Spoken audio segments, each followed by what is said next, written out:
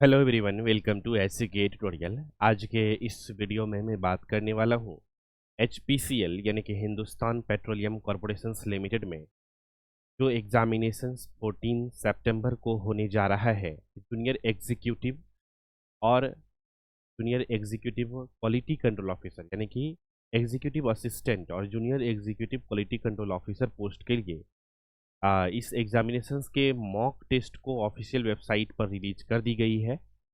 इसको देखेंगे हम लोग किस तरह से हम लोग बेसिकली अटेम्प्ट करेंगे मॉक टेस्ट को, क्या रहने वाला है फॉर्मेट, इन चीज़ों को समझेंगे। साथ ही साथ आप सभी दोस्तों ने, आप सभी कैंडिडेट भाइयों ने हमारा सैंपल पेपर तो ले लिया है, लेकिन क्या सिर्फ सैंपल पेपर ले लेना ही आपका अच्छे मार्क्स को स्कोर करना आपके एग्जामिनेशन सफिशियंट है?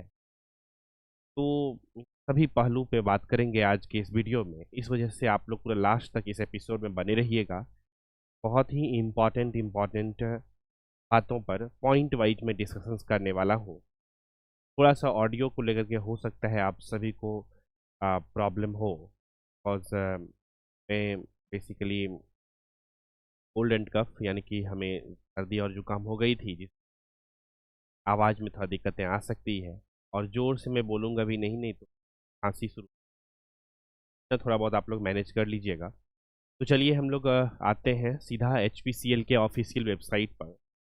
जैसे ही आप लोग यहाँ पर विजिट करेंगे तो आप सभी को बेसिकली जॉब ओपनिंग सेक्शंस में recruitment of officers and junior executive officers वाले सेगमेंट हैं, इस पर क्लिक करेंगे तो आप सभी को दिखेगा computer based test for the following post is scheduled 14 सितंबर 2025। एग्जीक्यूटिव असिस्टेंट, जूनियर एग्जीक्यूटिव में civil, junior executive mechanical, junior executive quality control, chartered accountant and law officer का एग्जामिनेशन जो है 14 सितंबर को होने वाले हैं।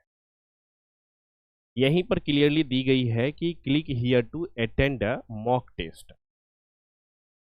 देखिए मॉक टेस्ट को यहाँ पर तो एक डमी मॉक टेस्ट दी गई है, लेकिन एक चीज़ क्लियरिटी के साथ हम लोग यहाँ से मॉक टेस्ट से सीख सकते हैं। वो चीज़ें क्या है, ध्यान से थोड़ा समझने की प्रयास करते हैं। देखिए बेसिकली इस एग्जामिनेशंस का एग्ज़ाम पैटर्न तो बताई गई थी कि 85 मार्क्स के क्वेश्चंस आपका डोमेन या नॉलेज रिलेटेड या टेक्निकल फील्ड से रहेंगे और 85 मार्क्स के क्वेश्चंस जो रहेंगे वो जनरल एप्टीट्यूड से रहेंगे। लेकिन ये चीज़ें बहुत ही क्लियरिटी के साथ नहीं बताई गई थी कि जनरल एप्टीट्यूड सेक्शंस में कितने क्वेश्चंस रीजनिंग के रहेंगे, कितने क्वेश्चन इंग्लिश के रहेंगे, कितने क्वेश्चन रीजनिंग के रहेंगे। ठीक है, तो ये चीज़ें यहाँ पर क्लियरिटी के साथ बताई गई है। एक हम लोगों को क्लू मिल गया और हम लोग इसको यूटिलाइज कर सकते हैं अपने प्रिपरेशन में जो भी बचे हुए दिन हैं। तो इस तरह का इंटरफेस जब आपके भी सिस्टम पे फ़ोन में या फिर मोबाइल में खुलेगा, अगर आपके पास सिर्फ मोबाइल फ़ोन है तो आप मोबाइल फ़ोन में भी गूगल क्रोम पर डेस्कटॉप मोड को स्टार्ट करके बेसिकली इस तरह का इंटरफेस को पा सकते हैं। ये चूंकि डमी मॉक टेस्ट दी गई है तो सीधा यहाँ पे कुछ फिल करने की ज़रूरत है नहीं। साइन अप करेंगे, यहाँ पे साइन इन करेंगे। आप जब एग्ज़ाम सेंटर पे देने के लिए जाएंगे तो आपका यहाँ पर दिखेगा रोल नंबर और पासवर्ड आपको कुछ डालने के लिए सेंटर पे बताए जाएंगे। आपका यहाँ पर फोटो दिखेगा और आपका नाम दिखेगा। तो ये बेसिकली जो दी जाती है mock test just for the information कि ऐसा इंटरफेस आपका रियल एग्जामिनेशन में रहने वाला है, क्योंकि आप सभी को पता है कि कंप्यूटर बेस्ड टेस्ट एग्जामिनेशन ये वाले होंगे। तो साइन इन पे मैं क्लिक करता हूँ। जैसे ही साइन इन पे क्लिक करूँगा तो एक नया इंटरफेस खुल करके आ जाता है यहाँ पर, और ये बेसिक इंस्ट्रक्शंस आपको रियल एग्जामिनेशंस में भी इसी प्रकार से देखने को मिलेगा। साइड में आपका फोटो रहेगा, नाम रहेगा और बेसिक इन्फॉर्मेशंस रहेगा यहाँ पर। जैसे कि टोटल ड्यूरेशन ऑफ एग्जामिनेशंस जो रहेगा 150 मिनट का है, ये बात सही है। Their clock will be set to the at the server, मतलब घड़ी जो है आपका ऑनलाइन एग्जामिनेशंस के दौरान यहाँ पर चलते रहेंगे कंप्यूटर के डिस्प्ले पे ही। The clock will be set ये सब बेसिक बातें हैं। You will not be required to end और submit your examination. The questions पहले displayed on the right side of the screen. तो ये सभी बातें हैं। अब यहाँ पर 3 कलर के सिंबल दिए गए हैं, इसे आप समझ सकते हैं। वाइट कलर अगर रहेगा तो you have not visited that question yet, यानी कि उस क्वेश्चन तक अभी तक आपने नहीं पहुंचा है या नहीं आप उसको अटेम्प्ट किए हैं अभी तक। इसके बाद you have not answered the question, मतलब आप उस क्वेश्चन तक गए तो थे लेकिन उस क्वेश्चन का आंसर आप नहीं दिए, तो आपको इस तरह का कलर दिखेगा। और थर्ड कलर जो है you have answered the question, तो ग्रीन कलर में रहेगा you have answered the question. Next पे क्लिक करते हैं। अब यहाँ पर सबसे इंपॉर्टेंट बात समझने जैसा है, जो कि हमने आपको स्टार्टिंग में भी बताया कि जनरल एप्टीट्यूड में कौन कौन से पार्ट से कितने क्वेश्चन पूछे जाएंगे, ये क्लियरिटी नहीं थी पहले। अब यहाँ पर क्लियरिटी के साथ देखने को मिल रहा है कि आपका इंग्लिश लैंग्वेज से 17 क्वेश्चंस आने वाले हैं, क्वांटिटिव एप्टीट्यूड से 34 क्वेश्चन आने वाले हैं, और इंटेलेक्चुअल पोटेंशियल यानी रीजनिंग से 34 क्वेश्चन आने वाले हैं। तो इस प्रकार से यहाँ पर आप सभी को जो है बेसिकली 85 क्वेश्चंस टोटल यहाँ पर आपको देखने को मिलेंगे। और ये जो डोमेन नॉलेज स्पेसिफिक है, यहाँ पर 85 क्वेश्चंस आपको देखने को मिलेंगे। लेकिन अगर हम लोग बात करें एग्जीक्यूटिव असिस्टेंट का, तो एग्जीक्यूटिव असिस्टेंट का आप सभी को पता है सिलेबस जो है एग्जीक्यूटिव असिस्टेंट का,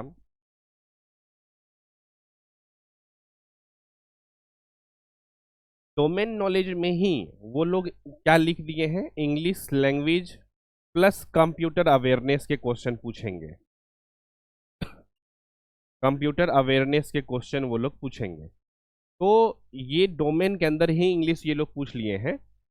तो पॉसिबिलिटी है कि इंग्लिश रिपीट नहीं करके बेसिकली क्वांटिटिव एप्टीट्यूड और इंटेलेक्चुअल रीजनिंग के क्वेश्चंस के नंबर्स को बढ़ा दें ये लोग, यानी कि 45 और 50 करके पूछ ले, 45 और 40 मार्क्स करके पूछ ले, इस तरह से। बाद बाकी ये चीज़ें रहने वाली है, तो इस तरह से आप लोग को तैयारी करनी है। ऐसे तो हमने सैम्पल पेपर में आपको सभी क्वेश्चंस को अच्छे से सभी सेगमेंट के क्वेश्चंस को प्रोवाइड किया है। नंबर ऑफ क्वेश्चंस किसी भी प्रकार के आए, अगर आप क्वेश्चंस का तैयारी, उस टॉपिक का तैयारी बेहतर ढंग से करके रखे हैं या कर चुके हैं, तो आपके लिए कोई खास ये चीज़ें फर्क पड़ने वाली नहीं होंगी। लेकिन जस्ट फॉर द इंफॉर्मेशन आपको पता होनी चाहिए कि आपके रियल एग्जामिनेशंस में 17 क्वेश्चन आएंगे इंग्लिश लैंग्वेज से, और क्वांटिटिव एप्टीट्यूड और रीजनिंग से 34। ये चीज़ें पहले से हम लोगों को पता नहीं थी, किसी को भी पता नहीं थी, क्योंकि पहले HPCL का जो एग्जामिनेशंस एग्जीक्यूटिव असिस्टेंट के हुए थे, में इस तरह के पैटर्न को follow basically number of questions को नहीं बताई जाती है कि कितने क्वेश्चन किस सेगमेंट से पूछेंगे। बाय द वे कोई बात नहीं है, हम लोगों ने प्रिपरेशंस करी है, क्वेश्चंस पेपर सैम्पल पेपर में प्रोवाइड ही है, तैयारी करिए अच्छे से। नंबर ऑफ क्वेश्चंस नॉलेज के लिए आपको पता होनी चाहिए, दैट्स ऑल। चलिए आगे बढ़ते हैं। नेक्स्ट यहाँ पर आप लोग लैंग्वेज को चूज करेंगे, और वही बातें बताई गई है कि 170 क्वेश्चंस रहेंगे, जैसे कि 85 क्वेश्चंस आपका एप्टीट्यूड सेक्शन से, और डोमेन नॉलेज से 85 क्वेश्चन, इस प्रकार से 170 क्वेश्चन होते हैं। और 170 क्वेश्चंस को आपको सॉल्व करने के लिए बेसिकली 150 मिनट का टाइम दिया जाएगा। एक चीज़ और मैं बता देता हूँ हाईलाइट करके कि इस एग्जामिनेशन में बहुत सारे कैंडिडेट पूछते हैं कि सर इस एग्जामिनेशन में नेगेटिव मार्किंग भी है क्या, तो आंसर है हाँ। अगर आप एक क्वेश्चन को गलत करते हैं तो 0.25 मार्क्स का निगेटिव हो जाएगा आपका, यानी कि एक गलत क्वेश्चन अगर आप कर दिए तो 0.25 मार्क्स आपका कट जाएंगे। तो ये चीज़ें समझ में आ गई। कोई लोग ये भी कहते हैं 4 क्वेश्चन गलत करोगे तो एक क्वेश्चन आपका माइनस हो जाएगा, है ना। अब यहाँ पर ये सभी चीज़ों को क्लिक करने के बाद लैंग्वेज चूज कर लेंगे, आप किस एग्जाम लैंग्वेज में एग्जाम देना चाहते हैं। लैंग्वेज यहाँ पर इंग्लिश और हिंदी ही होती है, आपको चूज करना होता है। चूज करके यहाँ पे टिक कर देंगे, इसके बाद I am ready to begin पे क्लिक करेंगे। जैसे ही I am ready to begin पे क्लिक करेंगे, आपका टेस्ट जो है शुरू हो जाएगा, और टेस्ट शुरू होने का एक नया इंटरफेस यहाँ पर ओपन होते हुए आप सभी को दिख रहा होगा। अब ये इंटरफेस ओपन हो गया है। पहला सेगमेंट में आपको इंग्लिश लैंग्वेज का आया है, कुछ क्वेश्चंस आप देख सकते हैं। तो अब इस प्रकार के क्वेश्चंस तो हमने बहुत सारा आप सभी को कराया है सैम्पल पेपर के थ्रू। तो अगर आपने अभी तक सैम्पल पेपर को सॉल्व नहीं किया है प्रॉपर वे में, तो आप सभी लोग जो है उस सैम्पल पेपर को सॉल्व कर लीजिए। और बहुत कैंडिडेट सैम्पल पेपर ले तो लिए हैं, लेकिन सिर्फ देख रहे हैं। सिर्फ देखने से काम नहीं चलेगा, उसको बहुत अच्छे से सॉल्व करना पड़ेगा। कुछ लोग तो एक बार सॉल्व कर लिए हैं और इसके बाद उस सैम्पल पेपर को सॉल्व ही नहीं करना है। आप तब तक उस सैम्पल पेपर को सॉल्व करिए और सॉल्व किया हुआ ही सैम्पल पेपर को सॉल्व करिए, ताकि आपको ईच एंड एवरी क्वेश्चंस के आंसर और ये तक पता हो जाए कि अगर सामने में क्वेश्चन आए ना, तो आपको ये पता रहे कि ये क्वेश्चन सैम्पल पेपर नंबर 3 में है। इतना लेवल का प्रिपरेशन आपका होना चाहिए। आप अगर उस तरह से प्रिपरेशन करेंगे तो एग्जाम में क्वेश्चन आएगा तो आपको सोचना नहीं पड़ेगा आंसर। तो मैं जस्ट कह रहा हूँ कि सिर्फ एक बार सॉल्व करके छोड़िए मत सैम्पल पेपर, 2 बार सॉल्व करिए। किया हुआ ही सैम्पल पेपर को तीसरा बार सॉल्व करिए। एटलीस्ट 3 टाइम्स तो जरूर करना चाहिए आप सभी को सैम्पल पेपर को सॉल्व। और सिर्फ सॉल्व ही नहीं करना है, सैम्पल पेपर को सॉल्व एक बार जब करिए ना, तो उसको एनालिसिस करिए। जैसे कि अगर 170 क्वेश्चंस हैं एक सैम्पल पेपर में, तो आपका 170 में कितना मार्क्स आया उसको एनालिसिस करिए। कहाँ कहाँ पर मार्क्स कटा, किस प्रकार के क्वेश्चंस ऐसे थे जिसमें आपका जो आंसर है वो गलत हो गया, या नहीं तो आपने उस क्वेश्चंस को स्किप कर दिया इस डर के वजह से कि नेगेटिव मार्किंग भी है इस एग्जामिनेशन। तो वो सारे क्वेश्चंस को आप उस क्वेश्चंस के सामने में या कहीं एक रफ सीट ले लीजिए, उसमें क्वेश्चन नंबर डाल करके उस क्वेश्चंस का जो क्वेश्चन आपने अटेम्प्ट नहीं किया है या अटेम्प्ट किया है गलत हो गया है, उस क्वेश्चंस का वो रिमार्क्स लिखिए। अगर कोई क्वेश्चन गलत हो गया है तो क्यों गलत हो गया है, मिसअंडरस्टैंडिंग के वजह से, कंफ्यूजन के वजह से, या लैक ऑफ नॉलेज के वजह से, लिखिए रिमार्क्स में। और जो भी चीज़ें हैं उसको उसको इम्प्रूव करिए, उसके ऊपर काम कीजिए। हालांकि बहुत ज़्यादा समय नहीं है आपके पास, लेकिन जितना भी समय है अगर आप इफ़ेक्टिव वे में प्रिपरेशंस करेंगे और सिस्टमेटिक वे में चीज़ों को करेंगे, तो मैं ये आप सभी को दावा के साथ कह सकता हूँ कि आप जो है उन सभी कैंडिडेट जो कि नॉर्मली प्रिपरेशंस कर रहे हैं, यानी कि 90% कैंडिडेट से आप अलग हो जाएंगे। और यकीन मानिए 90% कैंडिडेट यही सब चीज़ें नहीं करते हैं, यानी कि खुद का एनालिसिस नहीं करते हैं। सब कोई सैम्पल पेपर टेस्ट पेपर दे रहे हैं, सब कोई मॉक टेस्ट दे रहे होंगे, सभी कोई क्लासेस भी अटेंड करते हैं, हमारे बैचेज में भी सभी कैंडिडेट जुड़े हुए हैं। लेकिन ये चीज़ें एज ए ऑनेस्ट टीचर होने के नाते मैं ये कहना चाहूँगा आप सभी का, सभी लोग सिलेक्शंस नहीं ले पाते। क्या कारण क्या है कि कुछ कैंडिडेट जुड़ते हैं हमारे साथ, तो वो बैच के कंटेंट को तो कंज्यूम करते ही हैं, पढ़ते ही हैं, लेकिन साथ ही साथ खुद का भी बेसिकली कह सकते हैं आकलन करते हैं, ऑब्जर्व करते हैं खुद के नॉलेज को भी। वो चीज़ें भी आपको करनी है। नंबर अगर आपका मॉक टेस्ट में कम आ रहे हैं तो क्यों आ रहे हैं, इस चीज़ को देखिए। और 4 दिन या 5 दिन जितने भी बचे हुए हैं, 2-3 दिन मतलब डे में ही आप लोग सभी का बचा हुआ है, तो इसमें आप लोगों को लग करके अच्छे से प्रिपरेशन करनी है। आप देखे होंगे कि सैम्पल पेपर में कुछ एक फिक्स्ड टाइप के क्वेश्चंस, फिक्स पैटर्न के क्वेश्चंस हम लोग दे रहे हैं। रीज़न ये है कि HPCL में एग्जामिनेशंस में क्वेश्चन ही उस टाइप का आता है। हम लोग पूरी तरह से कोशिश किए हैं कि एग्ज़ाम में सैम्पल पेपर जो आए, मतलब सैम्पल पेपर जो रहे वो HPCL एग्जामिनेशंस के रियल एग्ज़ाम को के लेवल का हो सकता है कुछ क्वेश्चंस आपको रिपीटेड भी दिख जाए रियल एग्जामिनेशंस में, लेकिन इसका चांसेस तो कम रहते हैं जनरली। लेकिन अगर दिख जाए तो बहुत ज़्यादा आश्चर्यचकित होने की आवश्यकता नहीं है, क्योंकि हम लोग पिछले कई वर्षों से PSU एग्जामिनेशंस के पैटर्न को एनालिसिस कर रहे हैं, कैंडिडेट को गाइड कर रहे हैं, पढ़ा रहे हैं, तो एक्सपीरियंस है थोड़ा बहुत। तो वो एक्सपीरियंस को हम लोग सैम्पल पेपर और ये सब चीज़ों को बनाने में, डिज़ाइन करने में बेसिकली लगाते हैं, ताकि कैंडिडेट का एग्जाम ओरिएंटेड प्रिपरेशन हो सके। लेकिन सभी कैंडिडेट का एग्जाम ओरिएंटेड प्रिपरेशन नहीं हो पाती है, क्योंकि सभी कैंडिडेट एग्जाम ओरिएंटेड प्रिपरेशन करना नहीं चाहते हैं।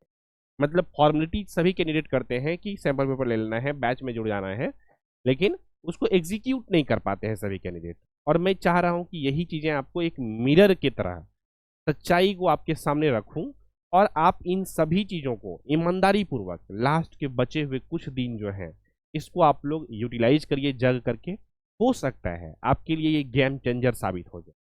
एग्जामिनेशंस एक ही है, एग्जाम दीजिए और फाइनल रूप से सिलेक्शंस ले सकते हैं, तो इस वजह से मैं बोल रहा हूँ।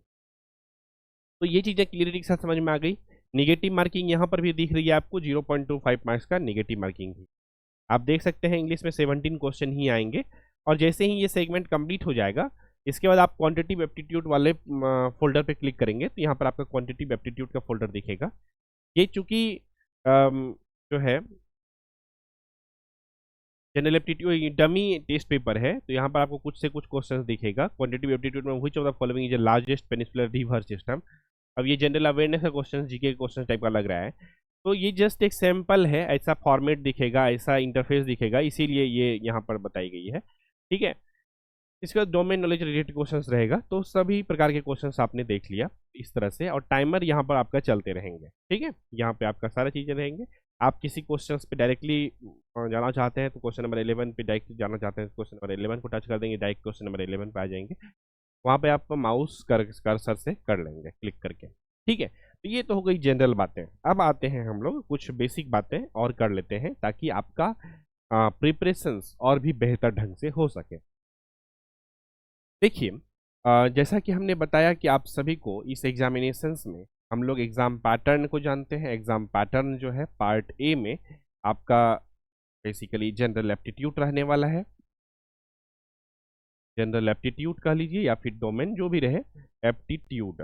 ठीक है, और जो पार्ट बी रहेगा आप सभी के एग्जामिनेशंस में, वो रहेगा आपका डोमेन स्पेसिफिक या सब्जेक्ट नॉलेज, डोमेन नॉलेज से रिलेटेड या टेक्निकल क्वेश्चंस जो कह लीजिए आप। जनरल एप्टीट्यूड में आप सभी को पता है कि 3 सेगमेंट हैं। कौन कौन सा? पहला है इंग्लिश लैंग्वेज, इंग्लिश लैंग्वेज है। दूसरा आप सभी को पता है क्वांटिटिव एप्टीट्यूड है, यानी कि क्वांट बोलते हैं इसे हम लोग। और नेक्स्ट है इंटेलेक्चुअल रीजनिंग, या फिर रीजनिंग सिर्फ मैं बोल देता हूँ इसे आसान भाषा में समझने के लिए। अब सभी के पता है कितने कितने क्वेश्चंस आएंगे, ऑलरेडी हम लोगों ने डिस्कशन कर लिया है कि 17 क्वेश्चन यहाँ से आएंगे, 34 क्वेश्चन आपका क्वांट से और 34 क्वेश्चन आपका रीजनिंग से देखने को मिलेगा। ठीक है, तो आपको कोशिश ये करनी है, बहुत स्ट्रेटेजिक वे में आपको अटेम्प्ट करना है क्वेश्चन। तो आपको कोशिश ये करना है कि ये जो आपका टोटल 85 मार्क्स के एग्जाम में ये क्वेश्चन पूछे जाएंगे। प्यारे साथियों, मैं आप सभी को बताता हूं, अगर आपको सिलेक्शन चाहिए ना, आपको इस पर पकड़ बनाना जरूरी है, और इस पर जिन भी कैंडिडेट का पकड़ होगा उनके सिलेक्शंस के चांसेस ज़्यादा होंगे। 85 क्वेश्चंस में से अगर आपका टारगेट जो है 75 प्लस मार्क्स का है, यानी कि आप स्कोर कर लेते हैं 75 प्लस मार्क्स, तो आप जो है सिलेक्शंस के चांसेस अपना रखते हैं। अदरवाइज चांसेस आपका कम रहेंगे फाइनल रूप से सेलेक्ट होने का। 75 प्लस मार्क्स आपको टारगेट लेकर के चलनी, टारगेट तो लेकर के चलनी है 85 आउट ऑफ 85 आ जाए, ठीक है, लेकिन एटलीस्ट इतना मार्क्स तो आना ही है, इससे नीचे का नहीं सोचिएगा। अगर आप अनरिजर्व्ड कैंडिडेट हैं तो मैं ये बोलना चाह रहा हूं, क्योंकि ये सेक्शंस ही आपका कंपटीशन है, और यही सेक्शंस में और अदर कैंडिडेट भी बेसिकली ज़्यादा मार्क्स स्कोर करेंगे और कॉम्पिटिशन्स को बढ़ाएंगे, कट ऑफ को बढ़ाएंगे। इसीलिए आपको भी ये सेगमेंट पे ज़्यादा विशेष रूप से ध्यान देना है, स्पीड एंड एक्यूरेसी दोनों चीज़ों पे। बहुत सारे कैंडिडेट कहते हैं कि सर मेरा मैथ्स क्वांट रीजनिंग बहुत स्ट्रांग है, मैं ये एग्ज़ाम का तैयारी कर चुका हूँ, लेकिन आप प्रैक्टिस जरूर करिए। आपका स्ट्रांग है, बहुत अच्छी बात है, और स्ट्रांग जिनका भी है, लेकिन जब तक आप प्रैक्टिस नहीं करेंगे, ये सारे सब्जेक्ट हैं प्रैक्टिस करेंगे। टाइमर लगाइए, टेबल पे रखिए घड़ी, और उस टाइमर को देख करके with in the time limit, I think आप बिफोर द टाइम लिमिट जो टाइम आप सेट करते हैं, कोशिश करिए उससे 2 मिनट 3 मिनट 4 मिनट जो भी आप टाइमिंग को सेट किए हुए हैं, अगर आप क्वांट को सॉल्व करने के लिए 60 मिनट सॉल्व सेट किए हुए हैं, 85 क्वेश्चन को हमें अगर 70 मिनट में सॉल्व करना है, एग्जाम्पल ले लेते हैं कि अगर हमें 70 मिनट में सॉल्व करना है, आप एक्चुअल टाइमिंग सेट किए हुए हैं, लेकिन आप कोशिश करिए कि इस क्वेश्चन को, ये सारे 85 क्वेश्चन को कैसे 55 मिनट तक में सॉल्व किया जा सकता है, कहाँ कहाँ पर मेरा टाइम ज़्यादा कंज्यूम हो रहा है, किस प्रकार के क्वेश्चन में कंज्यूम हो रहा है। और आप सभी की जानकारी के लिए यह भी बताना चाहूँगा कि पीएसयू है एचपीसीएल, ठीक है। तो पीएसयू में जनरली क्वेश्चंस जो रहते हैं आपका जनरल एप्टीट्यूड का, वो बहुत टफ नहीं रहते हैं। आप प्रीवियस ईयर भी उठा करके देख सकते हैं, कुछ क्वेश्चंस टफ देते हैं। तो क्वेश्चन कैसा रहता है, इजी टू मॉडरेट रहता है। कुछ क्वेश्चंस टफ इसलिए देते हैं क्योंकि ये पीएसयू है और ये सीए को हायर नहीं कर रहे हैं कि जो मैथ्स या रीजनिंग स्पीड से बना देगा सिर्फ उसी को उसी का सिलेक्शन। यहाँ पर अच्छे दिमाग वाले लोगों को बेसिकली वो लोग खोज रहे हैं। इसीलिए अगर 35 क्वेश्चंस आपका एप्टीट्यूड का देंगे वो, तो बीच बीच में एक आध दो क्वेश्चंस वो टफ क्वेश्चन भी घुसाएंगे। क्यों? क्योंकि वो जानना चाहते हैं कि आप में एनालिटिकल कैपेसिटी कितना है। मतलब क्या? मतलब यही कि किस क्वेश्चन को सॉल्व करना है और किस क्वेश्चन को सॉल्व नहीं करना है। इस चीज का डिसीजन आप टाइम पे ले पाते हैं कि नहीं ले पाते हैं, या फिर आप अपने ईगो को मेंटेन रखने के लिए वही एक क्वेश्चन जो कॉम्प्लिकेटेड बीच में डाल दी गई है, क्या उसी में आप उलझ गए हैं? अगर आप उसी में उलझ जाइएगा तो रिमेनिंग इजी वाले क्वेश्चंस आपके छूट जाएंगे। तो इन बातों का भी ध्यान रखना है कि आपको सारे क्वेश्चन सॉल्व नहीं करने हैं। इस वजह से हमने बताया कि 85 में आप 75 प्लस तो लाइए ही, 10 क्वेश्चन अभी भी हमने छोड़ा है। डुएबल भी है ये, क्योंकि ये सेक्शंस जो है इजी होता है। अब कुछ नमूना हो सकता है वीडियोस के कमेंट सेक्शंस में आकर के ज्ञान दे, इतना इजी नहीं है। जिन्होंने कभी पेपर नहीं दिया होगा या दिया होगा तो बिना तैयारी करके दिया होगा। तो डुएबल है, क्योंकि क्वेश्चन जो आते हैं पीएसयू, किसी भी पीएसयू में इजी टू मॉडरेट लेवल के रहते हैं क्वांटिटेटिव एप्टीट्यूड। तो इस प्रकार से आपको तैयारी करनी है। उम्मीद करता हूँ ये चीज़ समझ में आ गई होगी। क्वेश्चन कहाँ से करनी है हमने ऑलरेडी आप सभी को बता ही दिया है। सैंपल पेपर जो हमने आप सभी को प्रोवाइड किया है, सैंपल पेपर को ही सॉल्व करिए। अलग से भी सैंपल पेपर प्रोवाइड किया गया है जनरल एप्टीट्यूड के लिए। जनरल एप्टीट्यूड वाला सेक्शंस को सॉल्व कर लीजिए, 70 मिनट टाइम दीजिए, कोशिश करिए 60 मिनट तक में हो जाए सॉल्व। और स्पीड इंक्रीज कर सकते हैं तो कीजिए, नहीं तो 60 मिनट 65 मिनट तक में निपटाने की कोशिश करिए। तो ये तो हो गया आपका इस पार्ट की बातें। अब देखिए, चूंकि मैं बात कर रहा हूँ सभी पोस्ट के लिए ओवरऑल, तो जनरल एप्टीट्यूड में अगर आप सभी लोग पूरा ये स्ट्रेटेजी को फॉलो करेंगे तो आपका सिलेक्शन के चांसेस बढ़ेंगे और प्लस मार्क्स आपका ज़्यादा स्कोर हो पाएंगे। और ये मैंडेटरी है, कंपलसरी है। मार्क्स स्कोर जब तक ज़्यादा नहीं करेंगे तब तक आपका कट ऑफ के अंदर बेसिकली आना इम्पॉसिबल सी चीज़ें लगेगी। तो इसी वजह से ये सारा चीज़ें सभी सेक्शंस में ये चीज़ों को करिएगा। टाइम मैनेजमेंट का खास ध्यान रखिएगा और क्वेश्चंस को इस प्रकार से सॉल्व करना है, ठीक है। एक और ओवरऑल स्ट्रेटेजी मैं बता देता हूँ अभी ही, क्योंकि कोई स्क्रिप्टेड बातें तो है नहीं, मेरे माइंड में जैसे जैसे पॉइंट आते चलते हैं वो चीज़ें मैं आप सभी को बताते चलता हूँ। तो एक और बातें आ रही है अभी इंस्टेंटली मेरे माइंड में कि how to attempt the paper, how to attempt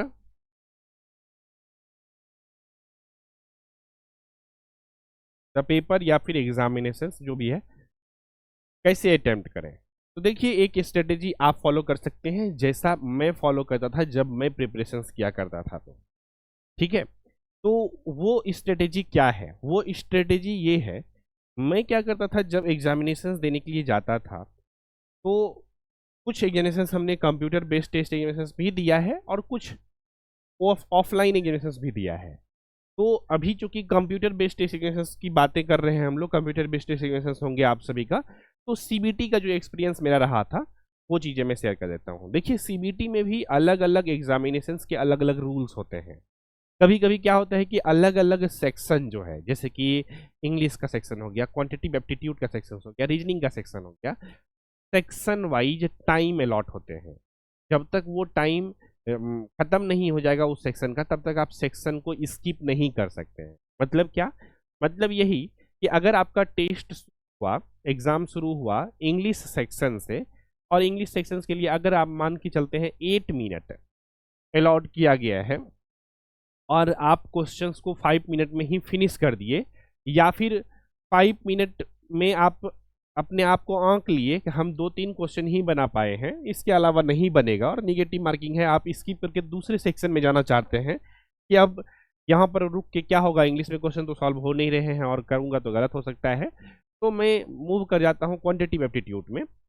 तो किसी किसी एग्जाम में ये सेक्शनल सिस्टम होती है तो वहाँ पर आप मूव नहीं कर पाते हैं, लेकिन एचपीसीएल में ऐसा नहीं होगी। एचपीसीएल में आप जो है स्किप कर सकते हैं, कोई दिक्कत नहीं है। आप के पास अगर लगेगा कि ये सेक्शन में मेरा कम मार्क्स है, लेकिन कोशिश करिएगा कि सभी सेक्शन से ज़्यादा क्वेश्चन अटेम्प्ट हो, स्किप नहीं करने का, क्योंकि आपको मार्क्स अल्टीमेटली ज़्यादा से ज़्यादा लाना है।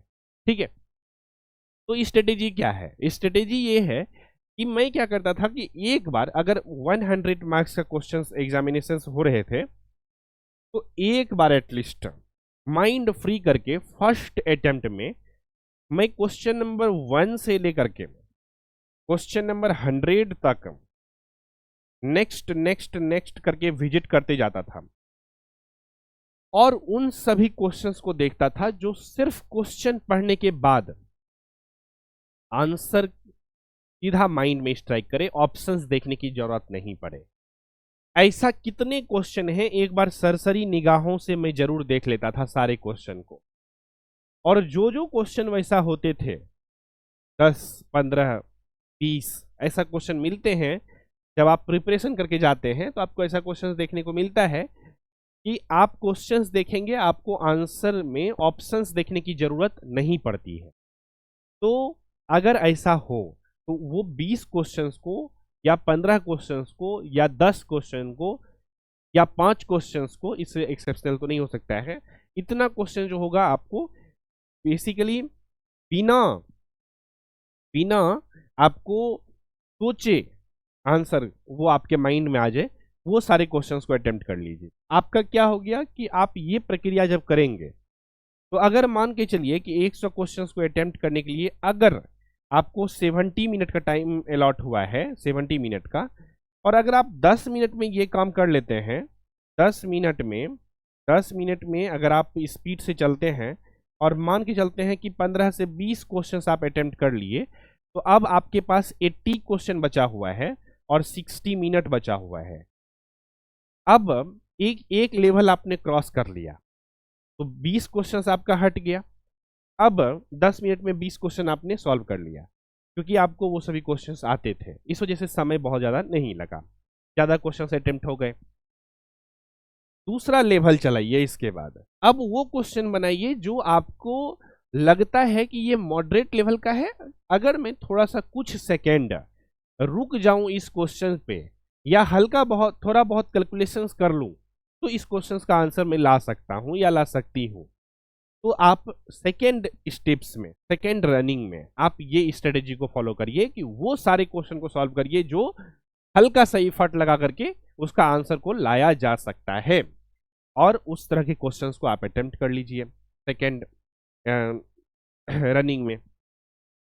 तो सेकेंड रनिंग में भी आप पाएंगे कि अगर आपका जो है 20 मिनट का रनिंग था सेकेंड टाइम, तो आप पाएंगे कि आप 30+ क्वेश्चंस को आप अटेम्प्ट करने में सक्षम हो गए हैं, या 30+ क्वेश्चंस आप अटेम्प्ट कर चुके हैं। तो 20 क्वेश्चंस आप यहाँ पे अटेम्प्ट किए हैं और यहाँ पे हो गया। अब एग्जाम में क्वेश्चन पेपर कैसे सेट होती है वो हमने आप सभी को ऑलरेडी बताया है कि अगर 100 मार्क्स के एग्जामिनेशंस हैं तो उसमें से 10 क्वेश्चंस तो ऐसा रहता है जो टफ रहता है, टाइम टेकिंग होता है, लेंदी होता है, जान करके बीच बीच में डाल दी जाती है कि कैंडिडेट इसमें फंसे और उसी में खुद को झोंक दे कि अरे मेरे से ये क्वेश्चन क्यों नहीं बनेगा, मैं तो तैयारी पिछले 5 साल से कर रहा हूँ, हमसे मैथ्स के क्वेश्चन नहीं बनेगा। ईगो वाले भी कुछ कैंडिडेट होते हैं, उन सभी कैंडिडेट को एलिमिनेट करने के लिए बीच बीच में डाले जाते हैं कुछ कॉम्प्लिकेटेड लेवल के क्वेश्चंस, कुछ लेंदी कैलकुलेशन वाले क्वेश्चन, कभी कभी बहुत इजी क्वेश्चंस में भी हल्का सा लेंदीपन डाल देते हैं ताकि कैंडिडेट फंस जाए, स्टक हो जाए उसी क्वेश्चन के सॉल्यूशंस करने में। तो थर्ड लेवल जब चलाएंगे आप, सेकेंड लेवल तक तो हम लोगों ने बातें कर लिया है, जब आप थर्ड लेवल चलाएंगे यहाँ पर प्रिपरेशंस में क्वेश्चन को सॉल्व करने के दौरान, तो थर्ड लेवल में आपके बचेंगे वो सारे क्वेश्चंस जो आपको टफ लगेंगे। तो आप वहां पर सोच समझ करके रिस्क ले सकते हैं कि इस क्वेश्चंस का आंसर कौन सा। कुछ क्वेश्चंस ऐसे लगेंगे कि जो आप सोचेंगे तो आपको लगेगा हाँ इसका सी नंबर आंसर होना चाहिए। कुछ ऐसा भी हो सकता है कभी कभी कि आपको कंफ्यूजन होगा, ऑप्शन बी मारे या फिर सी में टिक करें, कौन सा ऑप्शन सही हो सकता है, तो ऑप्शन में कंफ्यूजन रहेगा। तो ये सभी जो एनालिटिकल वाला क्वेश्चन बचता है वो आप थर्ड स्टेप्स में करिएगा, जहां पर आपके पास सफिशिएंट अमाउंट ऑफ टाइम रहेगा, वहां पर आप सोच सोच के क्वेश्चंस को कर सकते हैं। आप इसे चाहें तो अपने अकॉर्डिंगली एक और लेवल, फोर्थ लेवल भी डाल सकते हैं, जिसमें कि बिग कैलकुलेशंस वाले, लेंदी कैलकुलेशन वाले क्वेश्चंस होंगे, तो आप कर सकते हैं। तो मैं अपने समय में जब मैं प्रिपरेशन करता था या क्वेश्चन पेपर को अटेम्प्ट करता था, तो मैं इसी तरह से लेवल्स में बांट देता था कि क्वेश्चन में एग्जाम में कैसे कैसे करके अटेम्प्ट करूंगा। देखिए ऐसे तो ये कंपलसरी नहीं है कि जो टीचर सेलेक्टेड है वही आपको पढ़ाए तो आपका सिलेक्शन होगा, लेकिन ये बात मैं जरूर मानता हूं या मानना चाहूंगा कि जो लोग सिलेक्शंस लिए हैं ना, उनका स्ट्रेटेजी प्रैक्टिकली डुएबल होता है। उनका स्ट्रेटेजी आपको सुनने के बाद लगेगा कि हाँ इस तरह से भी की जा सकती है, और आपको एक ट्रस्ट भी होता है कि हाँ इस पाथ पे चल करके ऑलरेडी किसी ने सिलेक्शंस लिया है तो आपको प्रॉपर वे में गाइड कर रहे हैं, तो वो डुएबल लगता है। इस वजह से मैं आप सभी को कहता हूं कि अगर आप इस प्रक्रिया से सभी पेपर्स को सॉल्व करेंगे एग्जामिनेशंस में, इतने लेयर्स में या रनिंग्स में, तो आपका पेपर डेफिनेटली अच्छा जाएगा। ठीक है, लेकिन पेपर अच्छा तब जाएगा आप जब पहले से प्रिपेयर होकर के जाएंगे। तो ये प्रिपेयर होना बहुत इंपॉर्टेंट, और प्रिपेयर होने के लिए आपको ये सैंपल पेपर को सॉल्व करना अच्छे से बहुत जरूरी है, जो हमने आप सभी को प्रोवाइड किया है एसके ट्यूटोरियल ऐप पर। तो इसको अच्छे से आप सभी लोग बेसिकली सॉल्व करें। ठीक है, ये बातें समझ में आ गई। पेपर कैसे अटेम्प्ट करना है इसके बारे में डिस्कशन हमने कर लिया है। डोमेन नॉलेज में एग्जीक्यूटिव असिस्टेंट के लिए तो इंग्लिश लैंग्वेज भी डाल दी गई है, और प्लस में कंप्यूटर अवेयरनेस की बातें की गई है, कंप्यूटर अवेयरनेस की बातें की गई है। तो यहाँ से आएंगे क्वेश्चंस।